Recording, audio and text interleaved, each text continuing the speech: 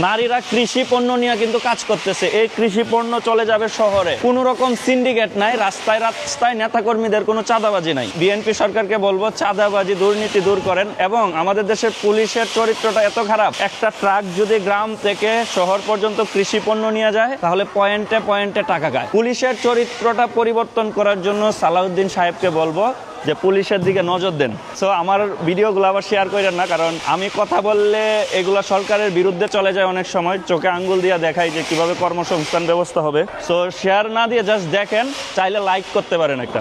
এই কৃষি পণ্যগুলো কিন্তু 4-5টা গ্রাম মিলে কিন্তু তারা এখানে নিয়ে আসে। নিয়ে আসার পর এখানে চাইনিজ নারীদেরকে সরকার কর্মসংস্থানের কিভাবে ব্যবস্থা করছে এটা দেখেন, যে তারা কিন্তু এই কৃষি পণ্যগুলা সুন্দরভাবে ম্যানেজ করে এগুলা ট্রাকে তুলে দিবে এবং এইগুলো হচ্ছে শহরে চলে যাবে। কোনো সিন্ডিকেট নাই কিন্তু চায়নাতে। আর আমাদের দেশের যে সরকারি ক্ষমতায় যায় শুধু মুখে বলে নারী ক্ষমতায়ন, আর অন্তরে তাকে চাঁদাবাজি দুর্নীতি করা। দেখেন নারীদেরকে কিভাবে ক্ষমতায়ন করতেছে। নারীর ক্ষমতা মানে প্রধানমন্ত্রী হওয়া না, নারীর ক্ষমতায়ন মানে হচ্ছে নারীর কর্মসংস্থান ম্যানেজ করে দেওয়া।